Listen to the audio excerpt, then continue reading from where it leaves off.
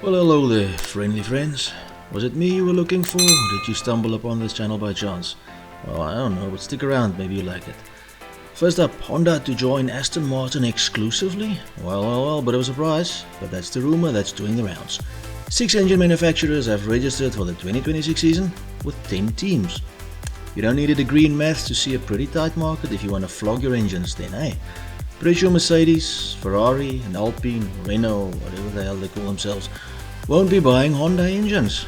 Red Bull have committed to building their own engines as well.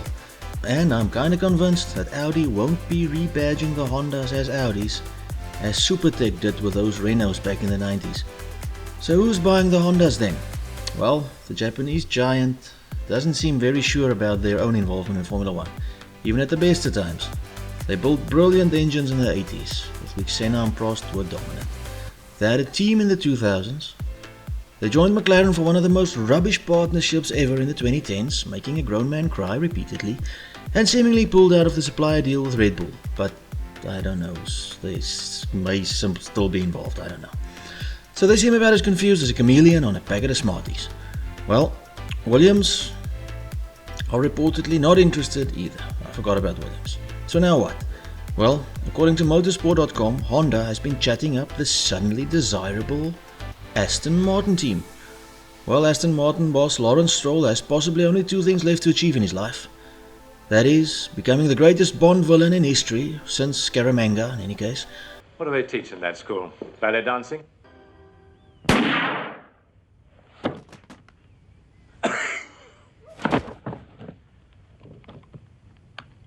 In The Man with the Golden Gun, or winning the Formula 1 title.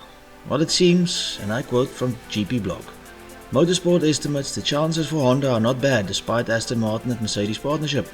Aston Martin would eventually, if it remains stronger than Mercedes this season, want to go for safety and not risk being dependent on an engine supplier. Lawrence Stroll's ambitious Aston Martin could instead benefit from the stability of an exclusive engine deal with Honda. End quote. So it seems that Stroll is being tipped to get the Honda deal exclusively if the team performs well, because they think that Mercedes might screw them with parts, which would be fair because they would obviously want to benefit their own team. True or not, how should I know? It's a rumor I'm sharing with you. If you don't believe it, go check out the links in the description. Tell those guys you don't believe it. I'm just reading you this stuff. I don't know why you have to take it out of me if you don't like it. Either way, only time will tell. Next up, German magazine publishes fake Michael Schumacher interview. Usually I try and keep this light-hearted, but this is just horrible, isn't it? I'd love some news on Schumi's health, but it's his wife and family's prerogative to either tell us or not. Die Aktuelle German Weekly has published a so-called Michael Schumacher interview, before admitting it was fake, generated by artificial intelligence. They fed it the answers and that thing popped out they fed it the questions and the artificial intelligence popped out the answers as if it was Schumi. It's horrible, man. Just like say it's a fake. Don't even publish this. This is just bad taste. Schumi's actual state? Well, his son said recently, well not that recently, in that documentary on Netflix, I think Dad and me, and I quote, I think Dad and me, we would understand each other in a different way now, simply because we speak a similar language, the language of motorsport. We would have much more to talk about, and that is where my head is most of the time, thinking that would be so cool. That would be it. I would give up everything just for that. So sadly enough, it doesn't seem that Michael is in a good state. It doesn't seem that he can communicate that well. So a real interview with the Regenmeister seems very unlikely. Doesn't stop us from praying for God to heal the man who played such a huge role in many of us becoming Formula 1 fans. Some headlines. Daniel Ricciardo to Haas? Well, in a word, no. Gunther Steiner was quoted as saying, "And not at the moment," when asked this question. More teams may be over the cost cap. Formula 1 main peanut Stefano Domenicali admits he's more than nervous to learn the findings from last year's budget cap submissions. More to follow. More teams joining the grid. I quote F1fansite.com. McLaren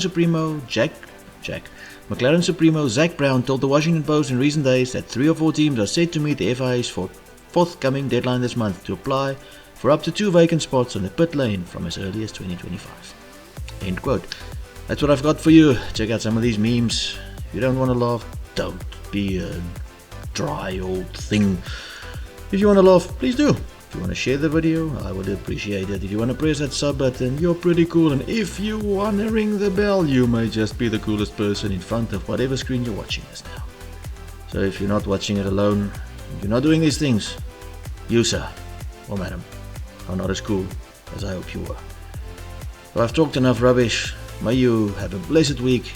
God bless. Goodbye.